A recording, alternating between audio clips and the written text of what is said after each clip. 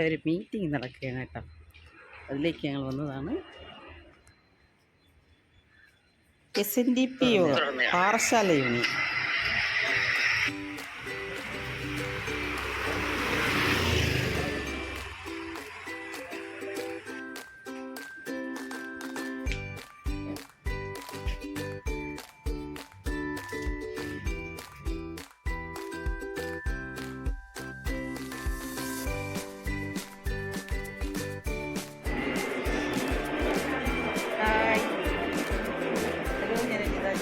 ഹസ്ബൻഡിലേക്ക് നിങ്ങൾക്ക് എല്ലാവർക്കും ഒരിക്കൽ സ്വാഗതം. എന്നൊരു പുതിയ വീഡിയോ ആയിട്ടാണ് വന്നിട്ടുള്ളത്.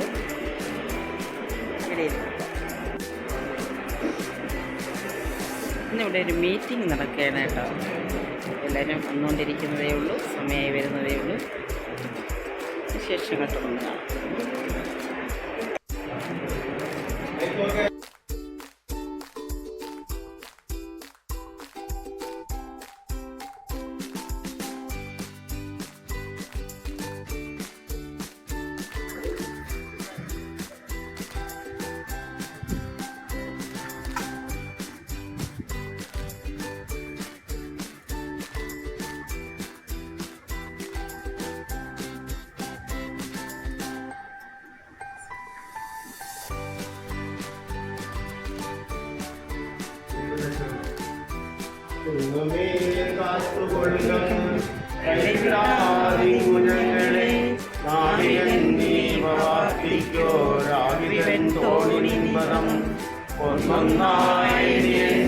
തൊട്ടെണ്ണും പൊരുളൊടുങ്ങിയാൽ നിന്നിടും നൃക്ക് പോലുള്ള അകവും പുറവും തിങ്ങും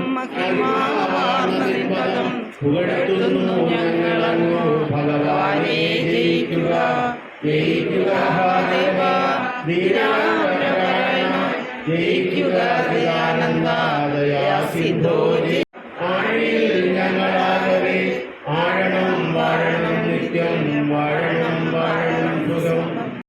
അതേപോലെ ഇത് നയിക്കാനോട് എത്തി ഡോക്ടർ ബിനു, പിന്നെ കൂടെ വന്നിട്ടുള്ള എല്ലാവർക്കും ഗുരുദേവ നാമത്തിൽ അവരെല്ലാം സ്വാഗതം ചെയ്യുകയാണ്. നമ്മുടെ ഈ പരിപാടി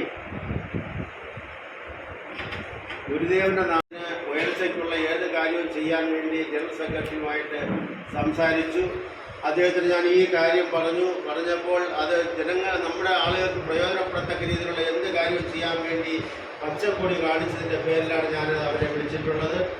നിങ്ങൾ ഇതിൽ എന്നുവെച്ചാൽ ഈ സൈബർ ആക്രമണം കൊണ്ട് ജനങ്ങൾക്കുണ്ടാകുന്ന ബുദ്ധിമുട്ട്, ജനങ്ങൾക്കുണ്ടാകുന്ന നഷ്ടം, ജീവഹാനി, മറ്റുള്ള എല്ലാ കാര്യങ്ങളെയും സംരക്ഷിക്കുന്നതിന് വേണ്ടി അവരെ ബോധവൽക്കരണം നടത്താൻ വേണ്ടി ഒരു അവയർനെസ് ക്യാമ്പ് പോലെ നമ്മൾ നടത്തി അതിനേക്കും അത് പഠിച്ച് അത് പ്രയോജനപ്പെടത്തക്ക രീതിയിലുള്ള സംവിധാനം ഒരുക്കുക എന്നുള്ളതാണ് ലക്ഷ്യം.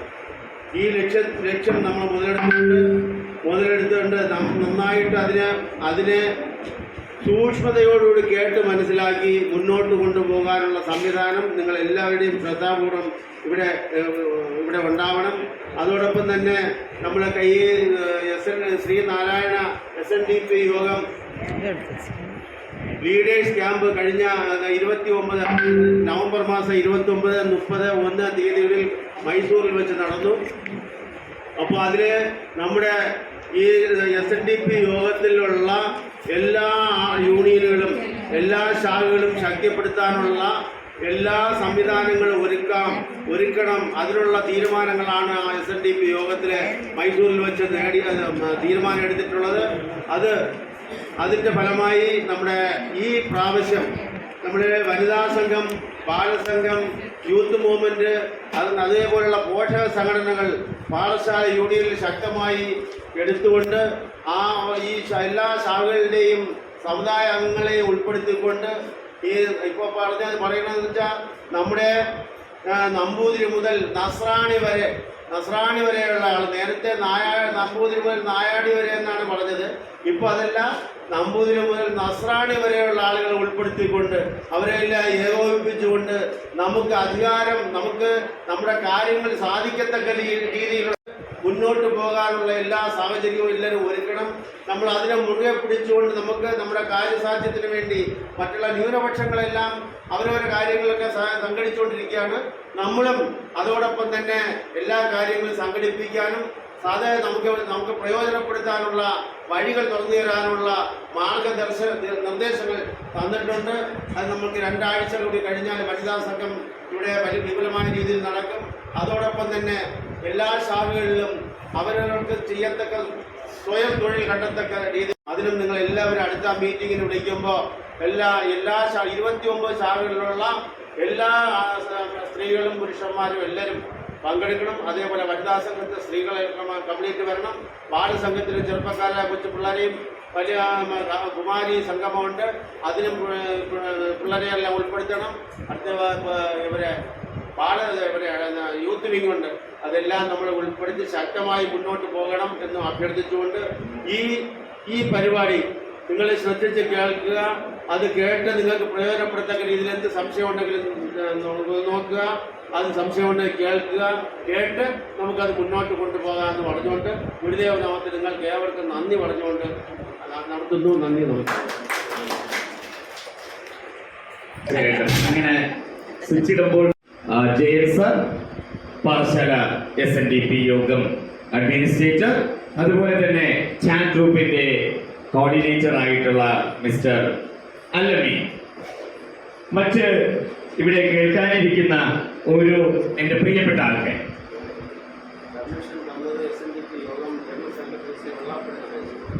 ഓക്കെ. അപ്പൊ ഇതിനകത്ത് പെർമിഷൻ നൽകിയിട്ടുള്ള ഓരോ മഹത് വ്യക്തികൾ, അതിനനുസരിച്ച് നിങ്ങൾ ഇവിടെ ആയിരിക്കുന്നു. ഇങ്ങനെ മസിലൊക്കെ പിടിച്ച് ഇങ്ങനെ ഇരിക്കുന്നതിന് പകരം വളരെ സന്തോഷത്തോടുകൂടി റിലാക്സ് ചെയ്തായിരിക്കുക. ഒത്തിരി ടെമ്പറായി ഫാൻ കറങ്ങുന്നത് പോലെയും സ്വിച്ച് ഇടുമ്പോൾ ലൈറ്റ് കത്തുന്നത് പോലെയും മാജിക്കലായിട്ട് ഹ്യൂമൻ ബീയിങ്സിന് സാധിക്കുമോ എന്ന് ചോദിച്ചാൽ അത് കണ്ടറിയേണ്ടിയുണ്ട്. നമ്മള് കാലഘട്ടം മാറുന്നതനുസരിച്ച് നമ്മൾ മാറിക്കൂടി. ആ മാറ്റം നമുക്ക് അനിവാര്യമാണോ എന്ന് ചോദിച്ചാൽ അതെ. നമ്മൾ മനുഷ്യരായിട്ട് ഈ ലോകത്ത് ജനിച്ചിട്ടുള്ള ഓരോരുത്തരും തികച്ചും വ്യത്യസ്തരാണ്. ഒരാളെ പോലെ മറ്റൊരാളില്ല. ഇദ്ദേഹത്തെ പോലെ ഈ ലോകത്ത് വേറൊരു മനുഷ്യനും ജനിച്ചിട്ടില്ല. അതെന്തുകൊണ്ടെന്ന് ചോദിച്ചു കഴിഞ്ഞാൽ ദൈവം സൃഷ്ടിക്കുമ്പോൾ തന്നെ ഓരോരുത്തർക്കും ഒത്തിരി കഴിവുകൾ കൊടുത്തിട്ടുണ്ട്. പക്ഷെ ആ കഴിവുകൾ തിരിച്ചറിഞ്ഞ് ജീവിക്കുന്ന വ്യക്തികളാണ് മനുഷ്യൻ എന്ന് പറയുന്നത്. മനുഷ്യൻ എന്നുള്ള വാക്കിനർത്ഥം മനനം ചെയ്യുന്നവൻ എന്നാണ്, ചിന്തിക്കുന്നവൻ എന്നാണ്. നമ്മളെ ഈ ഒരു പ്രോഗ്രാം ഇവിടെ സംഘടിപ്പിക്കുന്നത് അതുപോലെ തന്നെയാണ് മനസ്സും. നല്ല മസിൽ പിടിച്ചിരുന്നു കഴിഞ്ഞാൽ ഒരു കാരണവശാലും ഒന്ന് കേൾക്കാനുള്ള മനസ്സ് കാണില്ല. ചിലപ്പോൾ ആൾക്കാർ പരസ്പരം പലപ്പോഴും ഇഷ്ടപ്പെടുന്നത് കാണാൻ നല്ല ലുക്കുണ്ടെങ്കിൽ ഹായ് സൗന്ദര്യം ആസ്വദിച്ചിരിക്കാം. ഇനി ശബ്ദം നല്ല മധുരമുള്ളതാണെങ്കിൽ ശബ്ദം കേട്ടിരിക്കാം.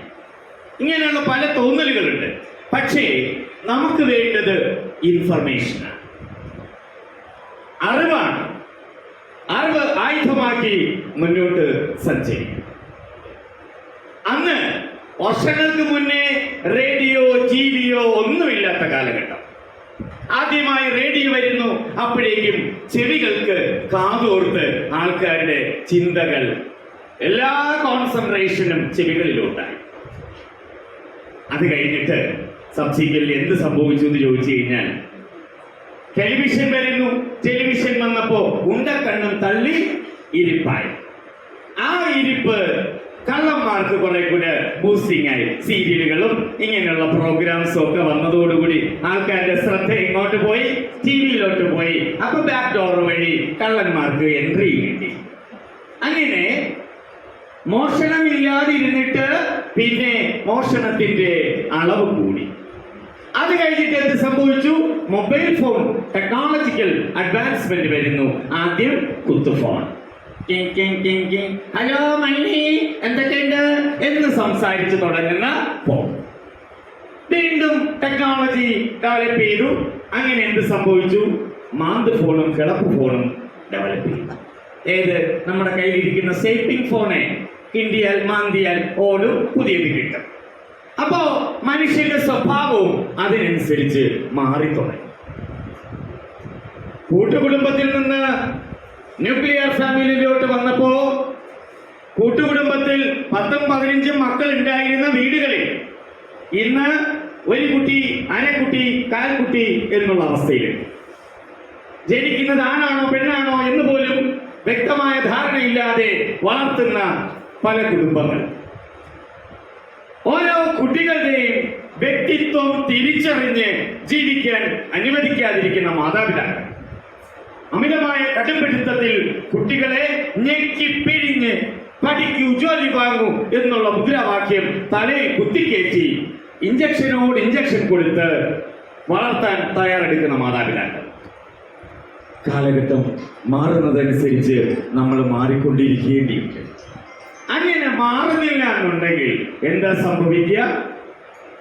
നമ്മൾ ഓരോ തലമുറകളായിട്ട് അടുത്ത തലമുറയെ നശിപ്പിച്ചുകൊണ്ടിരിക്കും. ഇന്ന് ഈ സൈബർ യുഗത്തിലാണ് നമ്മൾ ജീവിക്കുന്നത്. സൊസൈറ്റി മാറുന്നതനുസരിച്ച് നിയമം മാറിക്കൊണ്ടിരിക്കും.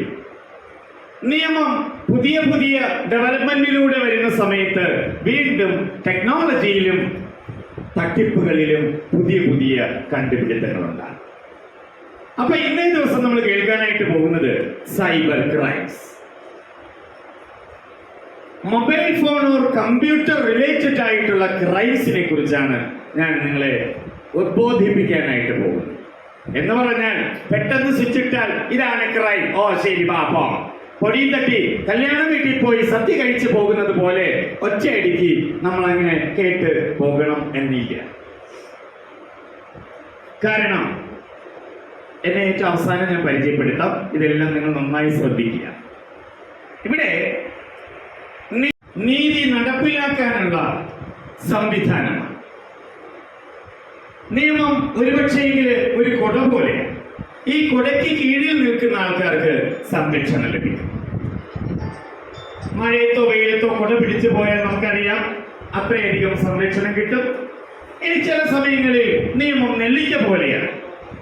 ആദ്യം കഴിക്കും, പിന്നെ മധുരിക്കും. നിയമം പാലിക്കാനായിട്ട് പലർക്കും ബുദ്ധിമുട്ടാണ്. പക്ഷെ ആ ബുദ്ധിമുട്ട് സഹിച്ച് നമ്മൾ നിയമം പാലിച്ചാൽ നെല്ലിക്ക കഴിച്ച് കുറെ സമയം കഴിയുമ്പോൾ മതിരിക്കുന്നത് പോലെ വളരെ സന്തോഷകരമായി നമുക്ക് ഈ ഭൂമുഖത്ത് ജീവിക്കാനായിട്ട് സാധിക്കും. ആ ഒരു സന്തോഷം നമുക്കുണ്ടാകണം.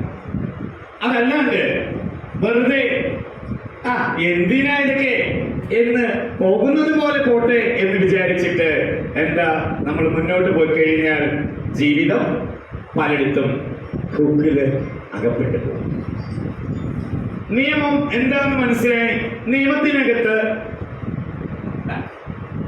നിയമത്തിനകത്ത് സിവിൽ നിയമങ്ങളുണ്ട്, ക്രിമിനൽ നിയമങ്ങളുണ്ട്, സബ്സ്റ്റാൻറ്റീവ് നിയമങ്ങളുണ്ട്, പ്രൊസീജിയറൽ നിയമങ്ങളുണ്ട്. സിവിൽ നിയമം എന്ന് പറയുമ്പോൾ ഒരു വ്യക്തിക്ക് ഏതെങ്കിലും തരത്തിൽ ഹാനി ഉണ്ടാകുമ്പോൾ അവിടെ കയറി വന്ന് ഹായ് ഞാൻ സിവിൽ നിയമമാണ്, നിങ്ങൾക്ക് എന്താണ് സഹായം വേണ്ടത് എന്ന് ചോദിക്കും. പക്ഷേ അവിടെ കിടന്ന് ഉറങ്ങുന്ന ആളിന് ഒരു കാരണവശാലും ഒരു നീതിയും കിട്ടത്തില്ല. അതായത് those who sleep over their rights they cannot claim. സ്വന്തം അവകാശങ്ങൾക്ക് പുറത്ത് കിടന്ന് ഉറങ്ങുന്ന ഒരാൾക്ക് തന്നെ ഒന്നും നേടാനായിട്ട് സാധിക്കില്ല. അതുകൊണ്ട് നമുക്ക് എന്ത് വേണം? കൃത്യമായ ബോധ്യത്തോടു കൂടി എന്റെ അവകാശമാണ്, ഇതെന്റെ ഡ്യൂട്ടിയാണെന്ന് തിരിച്ചറിഞ്ഞ് പ്രവർത്തിക്കാനായിട്ട് നമുക്ക് സാധിക്കാം. അതാണ് സിവിൽ നിയമത്തെ കുറിച്ച് ഓർമ്മപ്പെടുത്താനുള്ളത്. ഒത്തിരി ഡീറ്റെയിൽ ആയിട്ടുണ്ട്, അങ്ങോട്ട് പോകുന്നില്ല.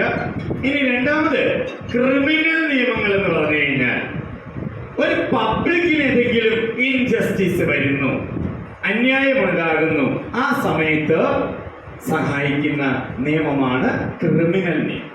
അതുകൊണ്ട് നിയമം എല്ലാവരും കൃത്യമായി ഇല്ല എന്ന് പറഞ്ഞാൽ ഒരു എക്സ്ക്യൂസും ഇല്ല. പക്ഷേ ഒരു ഫാക്ട് അറിയില്ല എന്ന് പറഞ്ഞു കഴിഞ്ഞാൽ നമുക്ക് എക്സ്ക്യൂസ് ഉണ്ട്. നിയമം അറിയില്ല എന്ന് പറഞ്ഞ് ഒരാൾക്കും ഒന്നിൽ നിന്ന് മാറിപ്പോകാനായിട്ട് സാധിക്കില്ല. ഇപ്പൊ ഫോർ എക്സാമ്പിൾ ഈ സൈബർ ട്രാക്കിനകത്ത് പെട്ടിട്ട് അയ്യോ എൻ്റെ അമ്മയെ എനിക്കിതൊന്നും അറിയില്ലായിരുന്നു എന്ന് പറഞ്ഞിട്ട് കാര്യമില്ല. അതുകൊണ്ട് നമ്മൾ നമ്മുടെ മുന്നിലുള്ള ചതിക്കുഴികൾ, ട്രാപ്പുകൾ അറിയണം. നമ്മൾ റോഡിൽ പോകുമ്പോൾ മിക്കവാറും നമ്മൾ ഒത്തിരി കുളങ്ങളും കിണറുകളും റോഡിൽ കാണും. മഴ സമയത്ത് മീൻ വളർത്താൻ പാകത്തിനുള്ള കുളങ്ങൾ റോഡിൽ അതുവഴി കയറി ഇറങ്ങിയാണ് വാഹനങ്ങൾ പോകുന്നത്. അവിടെ വ്യക്തമായ ധാരണയില്ല എങ്കിൽ അതിവീണ് തീരും.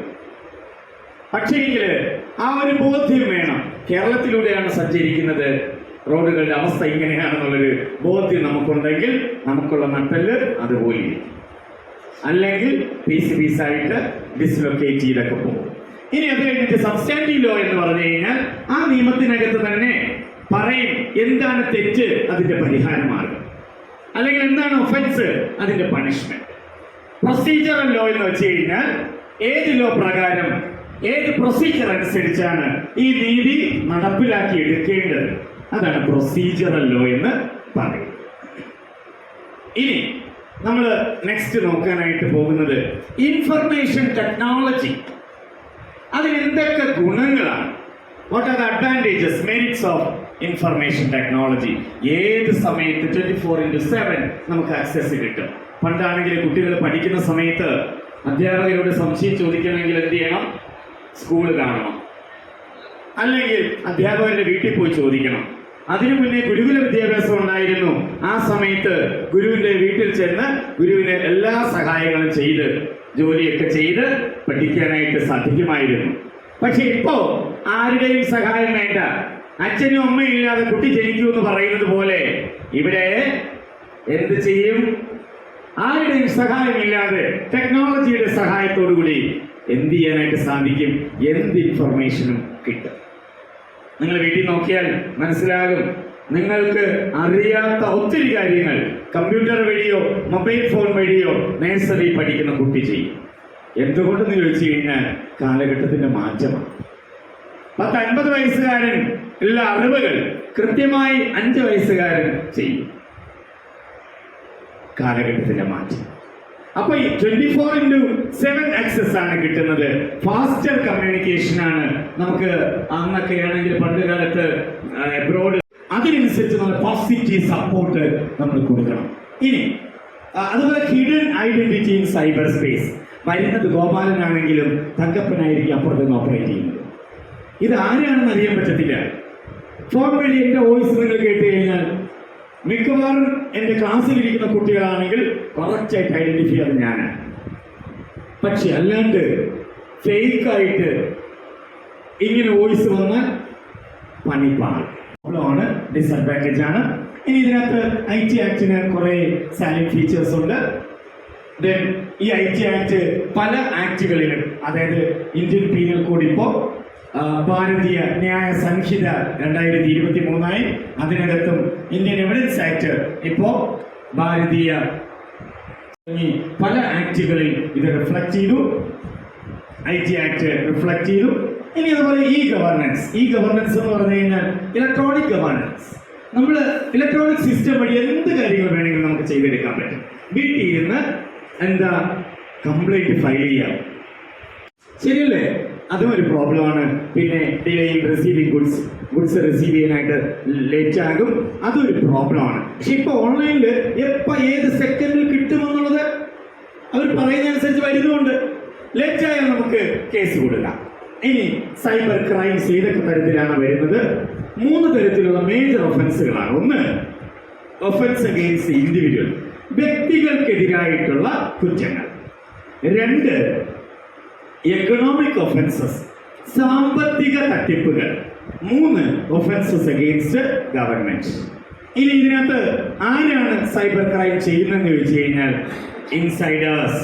ഇപ്പൊ ഒരു കമ്പനി ആകട്ടെ, ബാങ്ക് ആകട്ടെ, അല്ലെങ്കിൽ ഏതെങ്കിലും ഇൻസ്റ്റിറ്റ്യൂട്ട് ആകട്ടെ, അതിനകത്തുള്ളവർ തന്നെ ചെയ്യാം. ഒരു ബാങ്കിനെ നമ്മൾ വിശ്വസിച്ച് പോകുന്നു.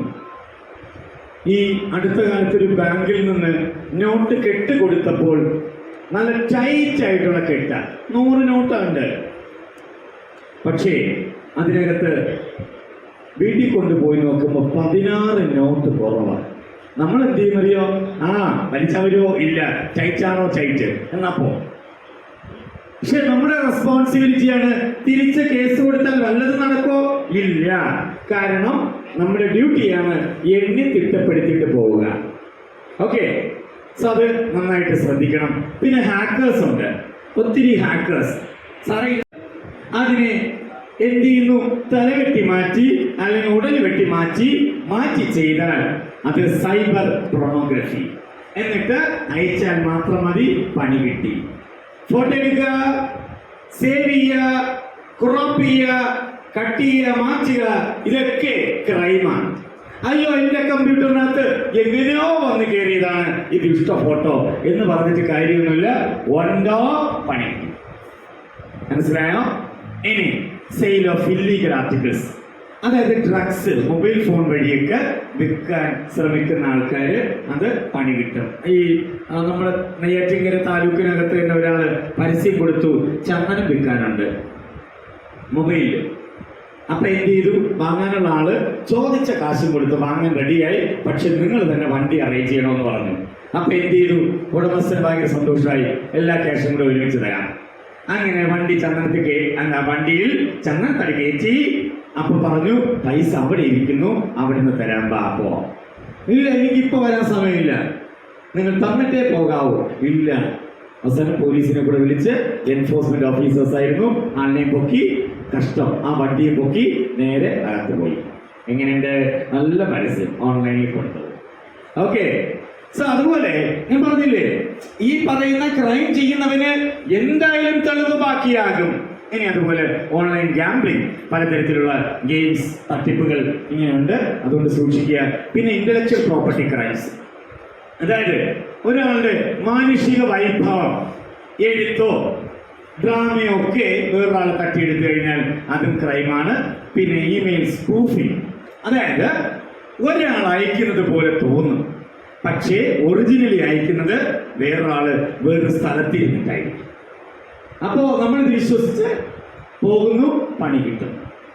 ദെൻ അതുപോലെ ഫോർജറി, ഏതെങ്കിലും തരത്തില് ഫോർജറി ഡോക്യുമെന്റ്സ് ഉണ്ടാക്കുന്നു. ഇലക്ട്രോണിക് ഡിവൈസോടുകൂടി എന്ത് ചെയ്യുന്നു? കള്ള നോട്ടോ, കള്ള സ്റ്റാമ്പോ, കള്ള സ്റ്റാമ്പ് പേപ്പറോ ഒക്കെ നമ്മൾ ഫ്രെയിം ചെയ്ത് ക്രിയേറ്റ് ചെയ്തെടുക്കുകയാണെങ്കിൽ അത് ക്രൈമാണ്. നെക്സ്റ്റ് സൈബർ ഡിഫമേഷൻ, അപകീർത്തിപ്പെടുത്തൽ. നിങ്ങളെ കുറിച്ച് മോശമായി ഇല്ലാത്തത് പറഞ്ഞ് മൊബൈലിൽ പരസ്യം കൊടുത്തു കഴിഞ്ഞാൽ അത് പണിപാളി. Cyber defamation അപകീർത്തിപ്പെടുത്തലാണ്. ഈ അപകീർത്തിപ്പെടുത്തലിന് നമുക്ക് ക്രിമിനൽ കേസും കൊടുക്കാം, സിവിൽ കേസും കൊടുക്കാം. എല്ലാം കഴിഞ്ഞതിന് ശേഷം അയ്യോ എന്റെ കീർത്തിയെല്ലാം പോയേ മോൾ. ഇനി അതുപോലെ ഇമെയിൽ ബോംബിംഗ്, ഒരു മെയിലിലോട്ട് ഇങ്ങനെ തൗസൻഡ്സ് ഓഫ് മെയിൽ ഇങ്ങനെ വന്നുകൊണ്ടിരിക്കും, അത് പണി പാളും.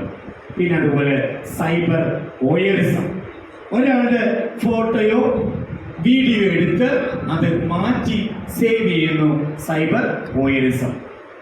ഇനി ഡേറ്റ ഡിഡ്ലി, നമ്മളിങ്ങനെ ഇന്റർനെറ്റിൽ ആക്സസ് കൊടുക്കുന്ന സമയത്ത് ഡേറ്റ വരില്ല, പമ്മി വരും. ഓക്കെ, അങ്ങനെ പമ്മി വരുന്നത് കൊണ്ട് അത് നമുക്ക് നഷ്ടമാണ്, ശരിയല്ലേ?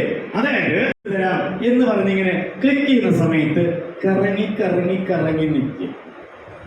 കള്ളന്മാർ വീട്ടിന്റെ മുന്നേ വന്ന് ഇങ്ങനെ നിൽക്കുന്നത് പോലെ നിൽക്കും. അത് നമുക്ക് എന്താ നഷ്ടം? നമ്മുടെ ടൈം ലോസ്, നമ്മുടെ വിലപ്പെട്ട സമയം നഷ്ടപ്പെടും. ആ നഷ്ടപ്പെടുന്നത് ഏറ്റവും വലിയ ലോസ്. ഇനി അതുപോലെ സലാമി അറ്റാക്ക്. ഇവിടെ സലാമി അറ്റാക്ക് എന്ന് പറയുന്നത് ഫൈനാൻഷ്യൽ ക്രൈം, അതായത് നിങ്ങളുടെ ബാങ്ക് അക്കൗണ്ടിൽ നിന്ന് 1 രൂപ പോയാൽ നിങ്ങൾ ചോദിക്കാൻ പോവോ? 1 രൂപ നഷ്ടപ്പെട്ടു ചോദിക്കാൻ പോവോ? ഇല്ല. 1 വർഷം 1 രൂപ പോയി ചോദിക്കില്ല. പക്ഷേ അങ്ങനെ 19,000 അങ്ങനെ ഒരു ഫിഗർ ഇല്ല, ചുമ്മാ തള്ളി പറയുന്ന, അങ്ങനെ അക്കൗണ്ടുകളിൽ നിന്ന് ഈ 1 രൂപ വെച്ചെടുത്താൽ കിട്ടുന്ന ആളിനെന്താ? സെറ്റാ. അമ്മേ തായേ 1 രൂപ തായേ, 4 തായേ, 8 തായേ എന്ന് ഭിക്ഷക്കാരന്മാരെ വന്ന് ചോദിക്കും. എന്റെ വീട്ടിലോട്ട് ഭിക്ഷക്കാരൊന്നും വരില്ല കേട്ടോ. കാര്യം എന്നറിയോ? വന്നാൽ ഞാൻ എന്തെങ്കിലും പണി കൊടുക്കും, ജോലി ചെയ്തിട്ട് പോ, പൈസ തരാം. കാര്യമായിട്ട് ആ ഏരിയ നോക്കി, പ്രത്യേകിച്ച് എന്റെ പേര് അറിയാന്നുള്ളൊരു ആ ഏരിയയിലേക്ക് കയറില്ല. ഓക്കെ, കാരണം ജോലി ജീവിക്കുന്നതേ എന്തിനാ ചുമ്മാ തെണ്ടി ജീവിക്കാൻ പോകുന്നേ? ആ ഒരു മെന്റാലിറ്റിയിൽ വരണം. ഒത്തിരി കാര്യങ്ങൾ പറയാനുണ്ട്, പക്ഷേ അത് കഴിഞ്ഞിട്ട് Trojan attack, internet time theft. നമ്മൾ ഇന്റർനെറ്റിൽ ഇരിക്കുന്ന സമയത്ത് നമ്മുടെ സമയം എക്സ്ക്യൂസ് ചെയ്യുന്നു. ഡിലേ ആയി കഴിഞ്ഞാൽ നമ്മൾ വെറുതെ കണ്ണ് നട്ടിരിക്കുന്നു. അപ്പോൾ നമ്മുടെ മൈൻഡ് ഔട്ടായി, കണ്ണ് പോയി, എനർജി പോയി. പിന്നെ അതുപോലെ theft of computer system. Computer system എന്താ? മോഷണം നടത്തുന്നു. കമ്പ്യൂട്ടറിന് മൊത്തത്തിലോടെ അടിച്ചോ. ഹാപ്പി മൊമെന്റ്സ് നിങ്ങൾ തന്നെ ഉണ്ടാക്കി കൊടുക്കണം. യാത്ര പോവുകയോ അങ്ങനെ എന്തെങ്കിലും ചെയ്യുമ്പോൾ അത് ഭയങ്കരമായിട്ട് പോസിറ്റീവ് എനർജി ഉണ്ടാകും. Take A different view. ഇങ്ങനെ പോയാൽ പ്രോബ്ലം ആണെങ്കിൽ അങ്ങനെ പോകില്ലേ നമ്മൾ. അതുകൊണ്ട് കുട്ടികളുടെ ആറ്റിറ്റ്യൂഡിൽ ഒരു മാറ്റം ഉണ്ടാക്കുക. നിങ്ങളെ കൊണ്ട് സാധിക്കുന്നില്ലെങ്കിൽ ഏതെങ്കിലും ഒരു എക്സ്പേർട്ട് കൗൺസിലറെയോ കൺസൾട്ട് ചെയ്ത് കഴിഞ്ഞാൽ കിട്ടുന്നതായിരിക്കും. ചുമ്മാ വല്ലയിടത്തെയും മുന്നിൽ കൊണ്ടുപോകരുത്. വീണ്ടും കാശ് വെക്കൊണ്ട് ഞാൻ ഈ മേഡത്തിനെ കണ്ടിട്ടുണ്ട്. ഒത്തിരി കാര്യങ്ങൾ അറിയാനുണ്ട്, പക്ഷേ ഒത്തിരി പറയാനുണ്ട്.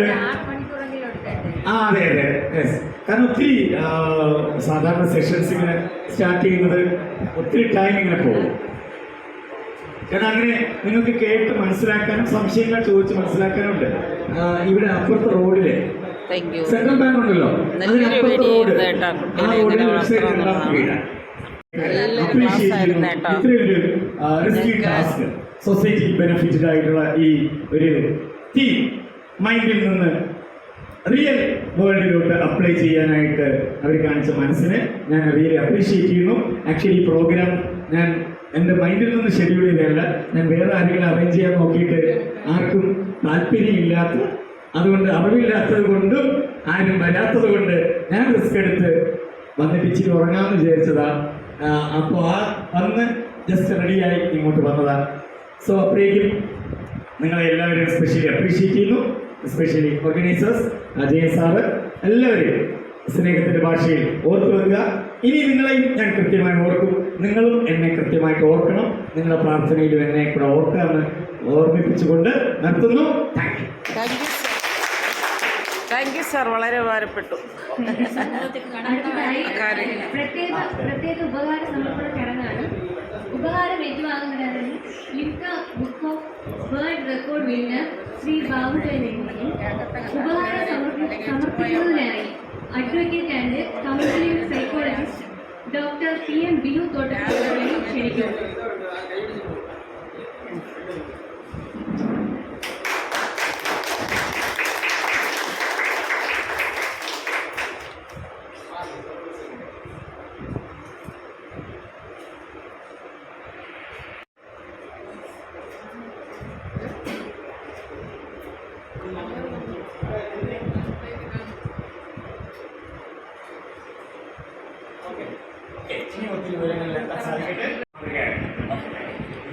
അടുത്തതായി advocate and counselling psychologist PM Binu തോട്ടത്തിൽ അവരുടെ ഉപഹാരം സമർപ്പിക്കുന്നതിനായി ടാൽറോപ്പിന്റെ vice president sales Shri Allamin സാറിനെയും ക്ഷണിക്കുന്നു.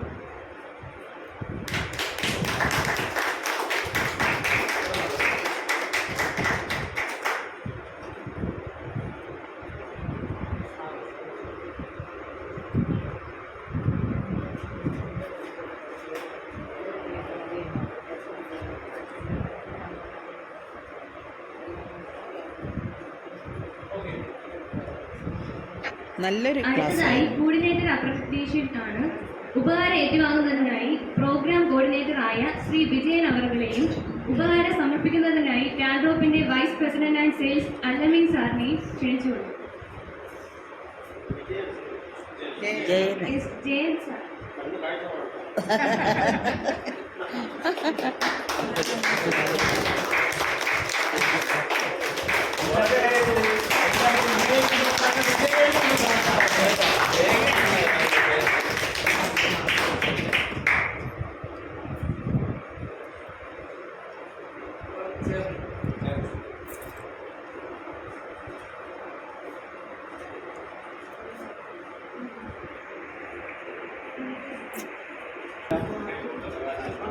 ഈ പരിപാടിക്ക് നന്ദി അറിയിപ്പിക്കുന്നതിനായി SNDP Yogam Pathasala union administration Shri Jayan സാറിനെ ക്ഷണിക്കുന്നു.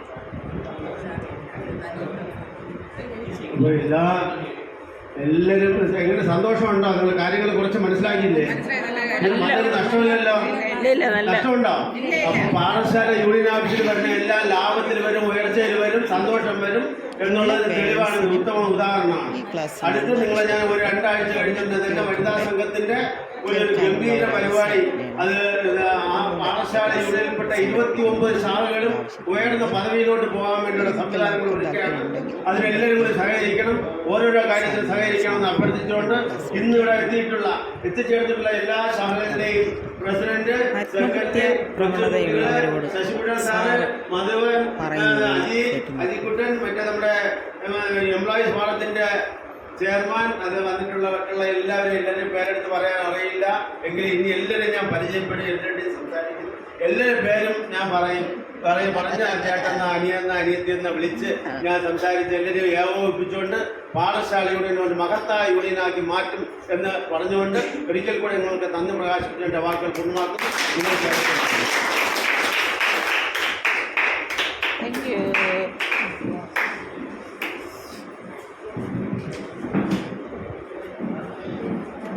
അപ്പം എല്ലാവർക്കും താങ്ക്സ് പറയണം കേട്ടാ. നീ വരണം കേട്ടോ, നമ്മൾ വനിതാ സംഘത്തിൻ്റെ ഇനി അടുത്തുണ്ടാവും. അല്ല വെക്കേഷൻ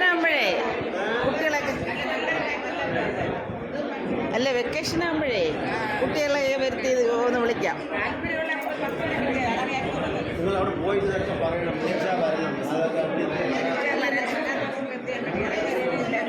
അല്ല നിങ്ങളൊക്കെ എല്ലാവരും കൂടെ ആവശ്യപ്പെട്ടാലേ നമ്മൾ വീണ്ടും വിളിക്കാം. നല്ല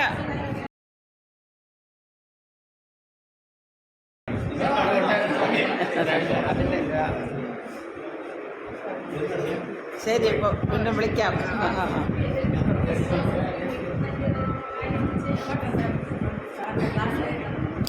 ശരി, നിങ്ങളെല്ലാം കൂടെ അറിയിച്ചാൽ മതി. ഒരു ദിവസം വിളിക്കാം, കുട്ടികളെ കൂടെ കൊണ്ടുവരണം. അത് തന്നെ നടക്കുന്നത്, അത് തന്നെ കുട്ടിക്ക് പഠിക്കേണ്ട കാര്യങ്ങളായിരുന്നു. എല്ലാവർക്കും നല്ല ഇഷ്ടപ്പെട്ടു കേട്ടോ ഇന്നത്തെ ക്ലാസ്. അപ്പോൾ നിങ്ങളെ മക്കളെയൊക്കെ കൊണ്ടുവരണം. നിങ്ങൾ ആവശ്യപ്പെട്ടാൽ ഞങ്ങൾ വീണ്ടും സാറിനെ വിളിക്കുക.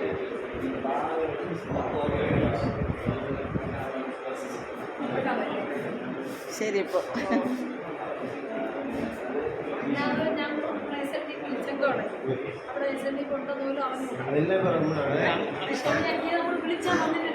അതെ തന്നെ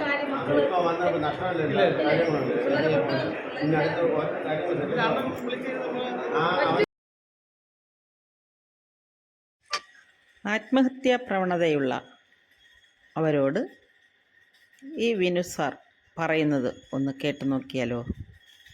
നല്ലൊരു ക്ലാസ്സായിരുന്നു കേട്ടോ.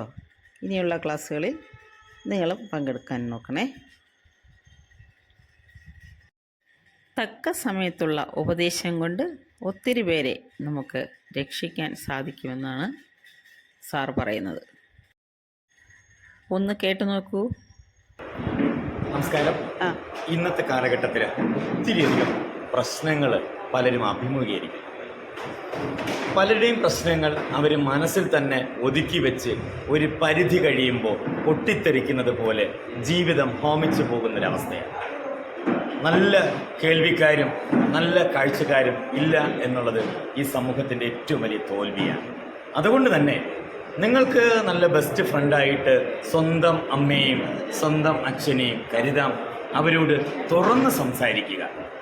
24 മണിക്കൂറും മൊബൈൽ ഫോണിനകത്ത് ജീവിക്കുന്നതിന് പകരം നല്ല സൊസൈറ്റിയിൽ മാതാപിതാക്കളോടും കൂട്ടുകാരോടും ബന്ധുക്കളോടുമൊക്കെ സംസാരിക്കുന്ന നല്ല തലമുറയായിട്ട് വരണം. എങ്കിൽ മാത്രമേ നമുക്ക് സ്വയം തിരിച്ചറിയാനും സമൂഹത്തിൽ നല്ലൊരു വ്യക്തിയായിട്ട് ജീവിക്കാനും സാധിക്കത്തുള്ളൂ. തുറന്ന് സംസാരിക്കുന്ന ഒരാളുടെ മനസ്സിലും നിഗൂഢതകൾ ഉണ്ടാകത്തില്ല. തുറന്ന് സംസാരിക്കുന്ന ഓരോ വ്യക്തികൾക്കും സന്തോഷം നിറഞ്ഞ ജീവിതം നയിക്കാനായിട്ട് സാധിക്കും. മാറ്റിവെക്കാൻ പറ്റാതെ ഈ സമൂഹത്തിൽ ജീവിക്കുന്ന ഓരോ വ്യക്തികളും തിരിച്ചറിയണം, ഞാൻ ഏറ്റവും കൂടുതൽ വിലപ്പെട്ട എൻ്റെ ജീവനെ, എന്നെ ഞാൻ സ്നേഹിക്കുന്നു. അതുകൊണ്ട് സ്വന്തം പേരിനെയും ശരീരത്തിനെയും മനസ്സിനെയും സ്നേഹിച്ചുകൊണ്ട് വളരെ ഊർജ്ജസ്വലമായിട്ട് ജീവിക്കാൻ നിങ്ങൾക്ക് ഓരോരുത്തർക്കും കഴിയണം. എങ്കിൽ മാത്രമേ ഈ സമൂഹത്തിൽ നല്ലൊരു വ്യക്തിയായിട്ട് നമുക്ക് സമൂഹത്തിന് പ്രകാശം നൽകുന്ന സൂര്യ തേജസ്സിനോടൊപ്പം പ്രകാശം നൽകുന്ന വ്യക്തികളായിട്ട്, നല്ല ചിന്തിക്കുന്ന വ്യക്തികളായിട്ട് ജീവിക്കാൻ നമുക്ക് സാധിക്കത്തുള്ളൂ. എല്ലാവർക്കും നന്നായി ജീവിക്കാനും സന്തോഷത്തോടെ ജീവിക്കാനും സാധിക്കട്ടെ എന്ന് ഞാൻ ഈ അവസരം ഓർമ്മപ്പെടുത്തുകയാണ്. Thank you. സാറിൻ്റെ പേര്? എൻ്റെ പേര് ഡോക്ടർ ബിനു തോട്ടത്തിൽ. ശരി, കാണാം. നിത്യജീവിതത്തിൽ ഇന്റർനെറ്റ് ഉപയോഗിക്കുന്നവരാണ് നമ്മൾ. ഇന്നത്തെ കാലത്ത് ഇന്റർനെറ്റ് ഇല്ലാതെ മുന്നോട്ട് പോകുക അസാധ്യമാണ്. സൈബർ കുറ്റകൃത്യങ്ങളുടെ അപകട സാധ്യത അതിവേഗം വർദ്ധിച്ചു വരികയാണ്. അതിനാൽ സൈബർ തട്ടിപ്പുകൾക്കെതിരെ ജാഗ്രത പുലർത്തുവാനും ജനങ്ങളുടെ ഡിജിറ്റൽ സുരക്ഷ ഉറപ്പുവരുത്തുവാനും കൗമുദി ടിവിയുടെ പിന്തുണയോടെ ടാൽഡ്രോപ്പ് ഡിസംബർ സൈബർ മന്ത് ആചരിക്കുന്നു. അതിൻ്റെ ഭാഗമായി ടാൽഡ്രോപ്പിൻ്റെ വില്ലേജ് പാർക്കുകളിൽ സൈബർ അവയർനെസ് പ്രോഗ്രാമുകൾ സംഘടിപ്പിക്കുകയാണ്. ടാൽഡ്രോപ്പിൻ്റെ പാറശാല വില്ലേജ് പാർക്കിൻ്റെ കീഴിൽ സംഘടിപ്പിക്കുന്ന സൈബർ അവയർനെസ് പ്രോഗ്രാമിലേക്ക് എത്തിച്ചേർന്ന വിശിഷ്ട അതിഥികളെയും മുഴുവൻ ആളുകളെയും ആദരവോടെ സ്വാഗതം ചെയ്യുന്നു. സ്വാഗത പ്രസംഗം നിർവഹിക്കുന്നതിനായി ടാൽഡ്രോപ്പിൻ്റെ vice president of sales Shri അലനെ സ്നേഹപൂർവ്വം സ്വാഗതം ചെയ്യുന്നു.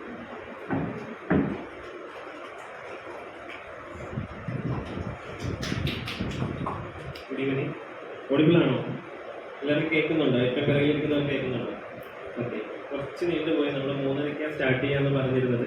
പക്ഷെ കുറച്ച് നീണ്ടത് 4 മണി കഴിഞ്ഞു. 4 മണി കഴിഞ്ഞപ്പോൾ സാറിങ്ങനെ നോക്കുന്നുണ്ട് തുടങ്ങാനായിരുന്നു. ഓക്കെ. ആക്ച്വലി ടാൽഡ്രോപ്പ് എന്നുള്ളത് ശരിക്കും 2015 സ്റ്റാർട്ട് ചെയ്യുന്നൊരു കമ്പനിയാണ്. ഇപ്പോൾ 2015 Talrop start normal IT company എന്നുള്ള ലേബലിലാണ് ടാൽഡ്രോപ്പ് സ്റ്റാർട്ട് ചെയ്യുന്നത്. ഇപ്പോൾ ഒരു IT കമ്പനി സ്റ്റാർട്ട് ചെയ്തത് നമ്മുടെ തിരുവനന്തപുരം പാങ്ങോട് എന്ന് പറയുന്ന ഗ്രാമത്തിലാണ് ടാൽഡ്രോപ്പ് ഇനിഷ്യലി സ്റ്റാർട്ട് ചെയ്തത്. നമ്മുടെ നാട്ടിൽ ഒരു കമ്പനിക്ക് വേണ്ട, ഒരു IT കമ്പനിക്ക് വേണ്ട മാൻ പവറുകൾ നമ്മുടെ നാട്ടിലില്ല. എല്ലാവരും 4 വർഷം 3 വർഷം പഠിച്ചിറങ്ങിയ എഞ്ചിനീയേഴ്സാണ്, അല്ലെങ്കിൽ ഡിഗ്രി ഹോൾഡേഴ്സ് ആണ്, ഗവൺമെൻറ് സർട്ടിഫൈഡ് ആയിട്ടുള്ള. പക്ഷേ ഇവരാരും നമ്മുടെ ഒരു കമ്പനിക്ക് വേണ്ട മാൻ പവറായി മാറുന്നില്ല. അവിടെ ഒരു ഇൻഡസ്ട്രിയും നമ്മുടെ കുട്ടികൾ എന്ത് ചെയ്യുന്ന വർക്ക് ചെയ്യാൻ പോകുന്ന ഇൻഡസ്ട്രിയും അക്കാഡമിക്സും തമ്മിലൊരു ഗ്യാപ്പ് അവിടെ വരുന്നുണ്ടെന്നുള്ള ടാൽഡ്രോപ്പ് 2015 എന്ത് ചെയ്തു മനസ്സിലാക്കുന്നു. അങ്ങനെ ടാൽഡ്രോപ്പ് 2017 കാലഘട്ടങ്ങളിൽ എഡ്യൂക്കേഷൻ സെക്ടറിലോട്ട് ടാൽഡ്രോപ്പ് മൂവ് ചെയ്തു. എഡ്യൂക്കേഷൻ സെക്ടർ, കാരണം നമ്മൾ കേരളം കൺസിഡർ ചെയ്യണമെങ്കിൽ ലിറ്ററസിയിൽ നമ്പർ 1 ആണ് നമ്മുടെ കേരളം. എഡ്യൂക്കേഷൻ അത്രയേറെ ഇമ്പോർട്ടൻസ് കൊടുക്കുന്ന ഒരു സ്റ്റേറ്റാണ് നമ്മുടെ കേരളം. ഇന്ത്യയിലെ ആദ്യത്തെ സൈബർ പാർക്ക് വന്നത് നമ്മുടെ കേരളത്തിലാണ്. കഴക്കൂട്ടത്തെ ടെക്നോ പാർക്ക് നമുക്ക് എല്ലാവർക്കും അറിയുന്നതാണ്. അപ്പം അത്രയേറെ ടാലന്റുകൾ നമ്മുടെ നാട്ടിലുണ്ട്. നമ്മുടെ ഒരു ഗ്രാമത്തിൽ പോലും ഹൈസ്പീഡ് ഇന്റർനെറ്റ് ഇല്ലാത്തൊരൊറ്റ നാടുമില്ല. നമ്മുടെ എല്ലാവരും മൊബൈൽ ഫോണുകൾ യൂസ് ചെയ്യുന്നുണ്ട്. നെറ്റ് സ്ലോ ആണെങ്കിൽ നമ്മൾ അപ്പോഴേ ഇങ്ങനെ വിചാരിക്കും നെറ്റ് സ്ലോ ആണല്ലോ, എന്താണ് നമുക്ക് കിട്ടാത്തതെന്ന്. അപ്പം ഇതെല്ലാം നമുക്ക് അനുകൂല ഘടകങ്ങളാണ്. പക്ഷേ ഇത്രയും അനുകൂല ഘടകങ്ങൾ നമ്മുടെ നാട്ടിൽ ഉണ്ടായിട്ട് പോലും എന്തുകൊണ്ട് ഒരു ആമസോൺ അല്ലെങ്കിൽ ഒരു ഫേസ്ബുക്ക് പോലുള്ള കമ്പനികൾ നമ്മുടെ നാട്ടിൽ നിന്ന് ഉണ്ടാവുന്നില്ല? ശരിക്കും അത് ഉണ്ടാക്കാൻ പറ്റുന്ന മാൻ പവർ നമ്മുടെ നാട്ടിലുണ്ടോ എന്ന് ചോദിച്ചു കഴിഞ്ഞാൽ ഉണ്ട്. പക്ഷെ അവർക്ക് നിലനിൽക്കാനുള്ളൊരു ആവാസ വ്യവസ്ഥ ഇല്ല എന്നുള്ളതാണ് റിയാലിറ്റി. അപ്പം നമുക്ക് എന്ത് ചെയ്യാം? നമുക്ക് ജീവിക്കാനായിട്ട് ഭക്ഷണം, വായു, ജലം ഇതെല്ലാം നമുക്ക് ആവശ്യമുള്ള ഘടകമാണ്. അപ്പം ഇതേപോലെ ഓരോ സംരംഭങ്ങൾ നമ്മൾ കാണുന്ന ഫേസ്ബുക്കും ആമസോണും പോലുള്ള സംരംഭങ്ങൾക്കും ഇതേപോലെ ആവാസ വ്യവസ്ഥ ഇല്ലാത്തത് കൊണ്ടാണ് നമ്മുടെ നാട്ടിൽ നിന്നും ഇതുപോലുള്ളൊരു സംരംഭങ്ങൾ ഡെവലപ്പായി വരാത്തത്.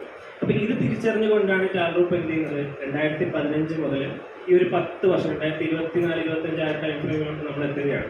ഈ 10 വർഷം കൊണ്ട് ടാൽഡ്രോപ്പ് ഒരുക്കിയെടുത്തത് കേരളത്തിലൊരു ശക്തമായൊരു എക്കോസിസ്റ്റമാണ്, ഒരു ആവാസ വ്യവസ്ഥയിൽ എന്ത് ചെയ്തത് ടാൽഡ്രോപ്പ് ഒരുക്കിയെടുത്തത്. ഇപ്പം ടാൽഡ്രോപ്പിൻ്റെ കേരളത്തിലെ ഒരു വർക്കിംഗ് സ്ട്രക്ചർ എന്ന് പറയുന്നത് ടാൽഡ്രോപ്പിന് 20 പാർലമെന്ററികളിലായിട്ട് 20 പാർലമെന്ററി ഓഫീസുകളുണ്ട്. തിരുവനന്തപുരം, മാവേലിക്കര, പത്തനംതിട്ട, അങ്ങനെ കാസർഗോഡ് വരെ നീണ്ടു നിൽക്കുന്ന 20 പാർലമെന്ററി ഓഫീസുകൾ. അപ്പോൾ ഈ 20 പാർലമെന്ററി ഓഫീസിൻ്റെ അണ്ടറിലായിട്ട് ടാൽഡ്രോപ്പിൻ്റെ ഓരോ കോളേജുകളിൽ വരുന്ന ടെക്കീസ് പാർക്കുകൾ എന്നുള്ള പ്രൊജക്റ്റ് ഉണ്ട്. ഇപ്പോൾ ടെക്കീസ് പാർക്കുകൾ എന്നുള്ളത് നമ്മുടെ ഒരു നിയോജക മണ്ഡലത്തിൽ തിരഞ്ഞെടുക്കുന്ന ഒരു കോളേജിലായിരിക്കും എന്ത് ചെയ്യുന്നത് ടെക്കീസ് പാർക്കുകൾ എന്നുള്ള പ്രൊജക്റ്റ് വരുന്നത്. ഇപ്പോൾ ടെക്കീസ് പാർക്കുകൾ വരുന്നത് ഇൻഡസ്ട്രി ഓൺ ക്യാമ്പസ് എന്ന് പറയും. ഇപ്പോൾ നമ്മളെല്ലാവരും പറയും കുട്ടികൾ ഇൻഡസ്ട്രി കണ്ടുപഠിക്കണമെന്ന് പറയും. പക്ഷേ ടാൽഡ്രോപ്പ് പറയുന്നത് എന്താണ്? കുട്ടികൾ എവിടെയാണോ അവിടെ എന്ത് ചെയ്തിരിക്കണം? ഇൻഡസ്ട്രി ഉണ്ടായിരിക്കണം. ഇപ്പം ഞാൻ ഇലക്ട്രോണിക്സ് എഞ്ചിനീയറിംഗ് കഴിഞ്ഞ ഒരാളാണ്. ഞാൻ പഠിക്കുന്ന ടൈമിൽ എൻ്റെ ക്യാമ്പസിനകത്ത് തന്നെ ഇലക്ട്രോണിക്സ് ഇൻഡസ്ട്രി ഉണ്ടായിരുന്നെങ്കിലോ എനിക്ക് കിട്ടിയ എക്സ്പോഷർ എന്തായിരിക്കും? അല്ലെങ്കിൽ ഒരു കമ്പ്യൂട്ടർ എഞ്ചിനീയർ പഠിക്കുന്ന ടൈമിൽ ഒരു ടെക്നോ പാർക്ക് അല്ലെങ്കിൽ ഒരു IT പാർക്ക് അവൻ്റെ ക്യാമ്പസിനകത്ത് ഉണ്ടായിരുന്നെങ്കിലോ? അപ്പം ഇങ്ങനെ ചിന്തിച്ചുകൊണ്ടാണ് ടാൽഗ്രൂപ്പ് എന്ത് ചെയ്തിരിക്കുന്നത്? 140 നിയോജക മണ്ഡലങ്ങളിൽ തിരഞ്ഞെടുക്കുന്ന ഒരു കോളേജിൽ എന്ത് ചെയ്യും? ടെക്കീസ് പാർക്ക് എന്നുള്ള പ്രൊജക്ട് മിനി IT പാർക്കുകളായിട്ട് അങ്ങനെ 140 സ്കൂളുകളിൽ ടാൽഗ്രൂപ്പിൻ്റെ ഇൻവെൻറ്റർ പാർക്കുകൾ എന്നുള്ള പ്രൊജക്റ്റാണ്. എന്ന് വെച്ച് കഴിഞ്ഞാൽ നമ്മുടെ സമൂഹത്തിന് വേണ്ടത് ഇൻവെൻഷനുകളാണ്. വ്യക്തികൾക്ക് ജോബും സമൂഹത്തിന് ഇൻവെൻഷനുകളാണ് വേണ്ടത്. അപ്പോൾ ഇത് എവിടെ നിന്നാണ് സംഭവിക്കേണ്ടതെന്ന് ചോദിച്ചു കഴിഞ്ഞാൽ സ്കൂളുകളിൽ നിന്ന് സംഭവിക്കും. ഇപ്പോൾ ഇവിടെ ഇരിക്കുന്ന മക്കളുണ്ട്, ഇവരാണ് എന്ത് ചെയ്യാനുള്ള നാളത്തെ സയൻറ്റിസ്റ്റുകളായി മാറാനുള്ള അല്ലെങ്കിൽ നാളത്തെ ക്രിയേറ്റേഴ്സായി മാറാനുള്ള. അപ്പോൾ ഇവർക്ക് അതിന് വേണ്ടിയിട്ടുള്ള അനുകൂല സാഹചര്യങ്ങൾ സ്കൂളുകളിൽ ഒരുക്കി കഴിഞ്ഞാൽ തീർച്ചയായിട്ടും നമ്മുടെ സ്കൂളുകളിൽ നിന്ന് എന്ത് ചെയ്യും? സയൻറ്റിസ്റ്റുകളുണ്ടാകും. അപ്പോൾ ഇത് തിരിച്ചറിഞ്ഞുകൊണ്ടാണ് ടാൽഗ്രൂപ്പ് 140 നിയോജക മണ്ഡലങ്ങളിൽ 140 സ്കൂളുകളിൽ വരുന്ന ഇൻവെൻറ്റർ പാർക്കുകൾ എന്നുള്ള പ്രൊജക്റ്റുകളിലൂടെ ഫോക്കസ് ചെയ്യുന്നത്. അതിൻ്റെ അണ്ടറിലാണ് നമ്മുടെ 1064 വില്ലേജ് പാർക്കുകൾ എന്നുള്ള പ്രൊജക്റ്റുകൾ വരുന്നത്. അപ്പം നമ്മൾക്ക് 941 പഞ്ചായത്തുകൾ, 84 മുനിസിപ്പാലിറ്റി, 6 കോർപ്പറേഷനുകൾ. അപ്പം ഇതിലെല്ലാത്തിനും നമുക്ക് എന്ത് ചെയ്യണം? കണക്ട് ചെയ്യണം. ഇങ്ങനെ കണക്ട് ചെയ്യാനായിട്ടാണ് ടാൽഗ്രൂപ്പിൻ്റെ 1064 വില്ലേജ് പാർക്കുകൾ എന്നുള്ള പ്രൊജക്റ്റ് വരുന്നത്. മാൻ പവറുകൾ ഡെവലപ്പ് ചെയ്യുക എന്നുള്ളതാണ് കോൺസെപ്റ്റ്. അപ്പോൾ ഒരു കുട്ടി എത്രാം ക്ലാസ്സിൽ സ്റ്റാർട്ട് ചെയ്യണമെന്ന് ചോദിച്ചു കഴിഞ്ഞാൽ 5ാം ക്ലാസ്സിൽ സ്റ്റാർട്ട് ചെയ്യണം. കാരണം ഒരു കുട്ടി എന്ത് ചെയ്യുന്നു? സ്കൂളിംഗ് ടൈം കംപ്ലീറ്റ് ചെയ്യുന്ന 5ാം ക്ലാസ് മുതൽ +2 കഴിഞ്ഞു, ഡിഗ്രി കഴിഞ്ഞ ഉടനെ നമ്മൾ ആ കുട്ടിയോട് ചോദിക്കുന്ന ചോദ്യം ജോബ് ആയില്ല എന്നാണ്. അപ്പം തിരിച്ച് ആ കുട്ടി ഒരു ചോദ്യം ചോദിക്കുകയാണ്, നിങ്ങൾ എന്നെ എപ്പോഴെങ്കിലും ജോബിന് വേണ്ടിയിട്ട് പഠിപ്പിച്ചിട്ടുണ്ടോ എന്ന് ചോദിച്ചു. അങ്ങനെ ചോദിക്കുമ്പോൾ നമുക്ക് ആർക്കും ആൻസർ ഇല്ല. കാരണം നമ്മൾ ജോബിന് വേണ്ടിയിട്ട് കുട്ടിയെ പഠിപ്പിച്ചിട്ടില്ല. 10ാം ക്ലാസ് വരെ കുട്ടി ജോബിൽ പഠിച്ചിട്ടില്ല, +1 +2 പഠിച്ചിട്ടില്ല, ഡിഗ്രിക്കും പഠിച്ചിട്ടില്ല. പിന്നെ എങ്ങനെയാണ് കുട്ടിക്ക് ജോബ് കിട്ടുന്നത്? അപ്പോൾ ഇവിടെയാണ് നമ്മുടെ എഡ്യൂക്കേഷൻ അത്രയും ഇമ്പോർട്ടൻസ് കൊടുക്കുന്നതിൻ്റെ കാലഘട്ടത്തിൽ തന്നെ ടെക്നോളജി അതിവേഗം മുന്നേറിക്കൊണ്ടിരിക്കുകയാണ്. കാരണം നമ്മൾ എന്ത് ചെയ്തു? ഇപ്പം ആദ്യ കാലഘട്ടങ്ങളിൽ നമ്മൾ എന്ത് ചെയ്തു? ടെലിഫോൺ യൂസ് ചെയ്തു. ഇന്ന് ആരെങ്കിലും ടെലിഫോൺ യൂസ് ചെയ്യുന്നുണ്ടോ? നമ്മുടെ എല്ലാവരുടെ കയ്യിൽ എന്തുണ്ട്? മൊബൈൽ ഫോണുകളുണ്ട്. അപ്പോൾ ഇതാണ് നമ്മുടെ കാലഘട്ടം. ഇതൊരു ചേഞ്ചാണ്. അങ്ങനെ എല്ലാ മേഖലയും നമ്മൾ ആദ്യ കാലഘട്ടത്തിൽ കാളവണ്ടി കണ്ടു. ഇന്ന് ആരെങ്കിലും കാളവണ്ടി കാണുന്നുണ്ടോ? ഇല്ല. അതെല്ലാം മാറിക്കൊണ്ടിരിക്കുകയാണ്. അങ്ങനെ നമ്മുടെ എഡ്യൂക്കേഷൻ ഇൻഡസ്ട്രിയിൽ എന്ത് ചെയ്യുന്നുണ്ട്? ചേഞ്ചസ് വരുന്നുണ്ട്. അപ്പോൾ ഇത് നമ്മൾക്കൊന്നും എന്ത് ചെയ്യാൻ പറ്റില്ല, അക്സെപ്റ്റ് ചെയ്യാനായിട്ട് പറ്റിയില്ല. അതിനു മുമ്പ് എന്ത് ചെയ്തു? നമ്മുടെ കാലഘട്ടം കഴിഞ്ഞു പോയി. ഇനി വരുന്ന ആരാണ്? നെക്സ്റ്റ് ജനറേഷനാണ്. അപ്പോൾ നമ്മളെല്ലാവരും ഇന്നലകളിലുള്ളവരാണ്. ഇന്നലകളിലുള്ള നമ്മൾ ഇന്നുള്ള കുട്ടികളെ നാളേക്ക് വേണ്ടിയിട്ടാണ് എന്ത് ചെയ്യുന്നത്? പ്രിപ്പയർ ചെയ്യുന്നത്. പാറശാല വില്ലേജ് പാർക്കിൻ്റെ ഫുൾ സ്ക്രീൻ രാഷ്ട്രീയ പാർട്ടികളുടെ കേരള യാത്രകൾ തുടങ്ങുകയോ അവസാനിക്കുകയോ ചെയ്യുന്ന തിരുവനന്തപുരത്തെ സ്ഥലമായതിനാൽ വാർത്തകളിൽ നിറഞ്ഞു നിൽക്കാറുണ്ട് ഈ പ്രദേശം. സംസ്ഥാനത്തെ ആദ്യ തരിശുരഹിത മണ്ഡലം, പ്രശസ്തമായ മഹാദേവ ക്ഷേത്രം, അങ്ങനെ പറഞ്ഞു തുടങ്ങിയാൽ ഒരുപാടുണ്ട്. തൊട്ടുകൂടായ്മയും തീണ്ടുകൂടായ്മയും ഉണ്ടായിരുന്ന കാലത്ത് പോലും ഇവിടെ ക്ഷേത്രപ്രവേശനത്തിന് അനുമതി ഉണ്ടായിരുന്നു എന്നത് എന്നും മുൻപേ കുതിക്കാൻ പാറശാല ശ്രമിച്ചിരുന്നു എന്നതിന്റെ തെളിവാണ്. പാറശാലയുടെ ആ കുതിപ്പ് ടെക്നോളജിയുടെയും സ്റ്റാർട്ടപ്പിന്റെയും കേന്ദ്രങ്ങളാകുന്ന കേരളത്തിലെ 1064 പ്രദേശങ്ങളുടെ ആദ്യ ലിസ്റ്റിലും പാറശാലയ്ക്ക് ഇടം നേടി കൊടുത്തിരിക്കുകയാണ്. ടാൽഗ്രൂപ്പിന്റെ വില്ലേജ് പാർക്ക് പാറശാലയിൽ മണ്ഡലം MLA CK ഹരീന്ദ്രൻ നാടിന് സമർപ്പിച്ചു. 941 ഗ്രാമപഞ്ചായത്തുകളിലും 87 മുനിസിപ്പാലിറ്റികളിലും 6 കോർപ്പറേഷനുകളിലുമായി കേരളത്തിലെ 1064 കേന്ദ്രങ്ങളിലാണ് ടാൽഗ്രൂപ്പിന്റെ വില്ലേജ് പാർക്കുകൾ സ്ഥാപിതമായിക്കൊണ്ടിരിക്കുന്നത്. സിലിക്കൺ വാലി മോഡൽ കേരളം എന്ന ടാൽഗ്രൂപ്പിന്റെ ദൗത്യം മനസ്സിലാക്കിക്കൊണ്ട് കുട്ടികൾക്ക് എന്ത് ചെയ്യാൻ പറ്റും? ടെക്നോളജി എന്തെന്ന് മനസ്സിലാക്കി അക്കാഡമിക്സിന്റെ കൂടെ തന്നെ അവരുടെ സ്കില്ലുകൾ ഡെവലപ്പ് ചെയ്ത് കഴിഞ്ഞാൽ നമുക്ക് എന്ത് ചെയ്യാൻ പറ്റും? നാളെയുടെ സർക്കാർമാരും ഫേസ്ബുക്ക് ഡെവലപ്പ് ചെയ്ത മാൻ പവേഴ്സുകളെ ഒക്കെ നമുക്ക് എന്ത് ചെയ്യാൻ പറ്റും? വളരെ ലളിതമായിട്ട് നമുക്ക് എന്ത് ചെയ്യാൻ പറ്റും? ഈ പാറശാലയിൽ നിന്ന് എന്ത് ചെയ്യാൻ പറ്റും? കണക്ട് ചെയ്യാനായിട്ട് പറ്റും. അപ്പോൾ മഹാദേവന്റെ വീഡിയോ ഉണ്ട്. അപ്പോൾ ഇതേപോലെ നമ്മുടെ എന്ത് ചെയ്തു? KVUP സ്കൂളിൽ നിന്നും ഡെവലപ്പ് ചെയ്തെടുത്തൊരു കുട്ടിയാണ് മഹാദേവ് എന്ന് പറയുന്നത്. ഇപ്പോൾ മഹാദേവിനിപ്പം 18 വയസ്സ് പ്രായം മാത്രമേ ഉള്ളൂ. 7ാം ക്ലാസ്സിലാണ് എന്ത് ചെയ്യുന്നത്? മഹാദേവ് ടെക്നോളജി എഡ്യൂക്കേഷൻ സ്റ്റാർട്ട് ചെയ്യുന്നത്. മാറിയ കേരളത്തിൽ അത്ഭുതങ്ങൾ തീർത്ത പ്രതിഭകൾ. സ്കൂളിൽ പഠിക്കുമ്പോൾ ഇഷ്ട ജോലി പഠിക്കാനും അവസരം ലഭിച്ചപ്പോൾ 18കാരൻ നടന്നു കയറിയത് വൻകിട എഡ്യൂടെക് കമ്പനിയുടെ ചീഫ് ടെക്നോളജി ഓഫീസർ പദവിയിലേക്ക്. ഇത്തരത്തിൽ ആയിരക്കണക്കിന് വിദ്യാർത്ഥികളാണ് സ്കൂൾ പഠനത്തോടൊപ്പം ഇൻഡസ്ട്രി എക്സ്പീരിയൻസ് നേടാനുള്ള കേരളത്തിലെ മാറിയ സാഹചര്യങ്ങൾ ഉപയോഗപ്പെടുത്തിക്കൊണ്ടിരിക്കുന്നത്. ഇതുവഴി ഭാവി കേരളം ലോകത്തിന് സൊല്യൂഷൻ ഒരുക്കുന്ന വൻകിട സംരംഭങ്ങളുടെ പറുദീസയായി മാറുമെന്നാണ് വിലയിരുത്തൽ. ടെക് സയന്റിസ്റ്റുകൾ വിദ്യാർത്ഥികളെയും കമ്പ്യൂട്ടർ എഞ്ചിനീയർമാരെയും വാർത്തെടുക്കുന്ന മെഗാസ്റ്റാർ മമ്മൂട്ടി ബ്രാൻഡ് അംബാസഡറായി കേരളത്തെ പരിചയപ്പെടുത്തിയ സ്റ്റേറ്റ് എന്ന ടാലന്റ് ഗ്രൂപ്പിന്റെ ഡിജിറ്റൽ യൂണിവേഴ്സിറ്റി പ്ലാറ്റ്ഫോമിന്റെ ചീഫ് ടെക്നോളജി ഓഫീസറായാണ് 7 വർഷത്തെ റിയൽ ഇൻഡസ്ട്രി എക്സ്പീരിയൻസുമായി 18 വയസ്സ് മാത്രമുള്ള തിരുവനന്തപുരം സ്വദേശി മഹാദേവ് രതീഷ് ചാർജ് എടുക്കുന്നു. ഏതൊരു മേഖല എടുത്തു കഴിഞ്ഞാലും ഇൻഫർമേഷൻസ് അപ്ഡേറ്റ് ആകുന്നത് മിനിറ്റുകളിലാണ്. എന്ന് പറഞ്ഞാൽ ചുരുങ്ങി ഒരു 10 വർഷം മുമ്പേ കേട്ടി സിലബസ് ആണെങ്കിൽ ഈ ഒരു 10 വർഷത്തിൽ പഠിക്കും. ഇത് അപ്ലൈ ചെയ്യുമ്പോൾ അടുത്ത 10 വർഷം എന്ന് പറഞ്ഞാൽ തന്നെ നമ്മൾ 30 വർഷം ഓൾറെഡി കിട്ടുന്നതാണ്. ഇതിൻ്റെ സൊല്യൂഷൻ എന്ന് പറഞ്ഞാൽ സ്കൂൾ പഠനത്തോടൊപ്പം തന്നെ നമ്മൾ അപ്ഡേറ്റ് ആവുക എന്നുള്ളതാണ്. നമ്മളെ സ്വന്തം സ്കില്ല് കണ്ടുപിടിച്ച് ഒരു റിയൽ ഇൻഡസ്ട്രി എക്സ്പീരിയൻസോടുകൂടി പഠിക്കാനുള്ള സാധ്യതകൾ കണ്ടുപിടിക്കും. ടെക്നോളജി പഠനത്തോടൊപ്പം തന്നെ communication skills, leadership skills, entrepreneurship skills, ഇങ്ങനെ പലയധികം സ്കിൽസിലും എനിക്ക് പരിശീലനം കിട്ടും. മഹാദേവിന് അവസരം ലഭിച്ചു. സ്റ്റേറ്റിന്റെ CTO ആയി ചാർജ് എടുക്കുന്ന മഹാദേവിന്റെ കീഴിൽ 100-ന് മുകളിൽ BTech, MTech ബിരുദധാരികൾ ജോലി ചെയ്യുന്നുണ്ട്. നമ്മളൊരു വിദ്യാർത്ഥി ഇതേപോലുള്ള മഹാദേവന്മാരെ ഡെവലപ്പ് ചെയ്യാനായിട്ടാണ് നമ്മൾ എന്ത് ചെയ്യുന്നത്, വില്ലേജ് പാർക്കുകൾ വരുന്നത്. വില്ലേജ് പാർക്കിൽ ഓരോ പഞ്ചായത്തിൽ വരുന്നത്. ഇത് നമുക്ക് ഒരു പഞ്ചായത്തിൽ നിന്ന്, ഇപ്പോൾ പാങ്ങോട് എന്ന് പറയുന്ന ഒരു പഞ്ചായത്തിൽ നിന്ന് മാത്രം കിട്ടിയ 2017 നമ്മളോട് ജയിൽ സ്റ്റാർട്ട് ചെയ്ത് 7ാം ക്ലാസ്സിൽ സ്റ്റാർട്ട് ചെയ്ത കുട്ടിയാണ്. അവൻ എന്ത് ചെയ്യുന്നു, ഇപ്പോൾ +2 കഴിഞ്ഞ് 18 വയസ്സ് പ്രായം മാത്രമേ ഉള്ളൂ. ഈ 18 വയസ്സിൽ മഹാദേവൻ ഉണ്ടല്ലോ 200ഓളം MTech BTech കഴിഞ്ഞ എഞ്ചിനീയേഴ്സ് വർക്ക് ചെയ്യുന്നുണ്ട്.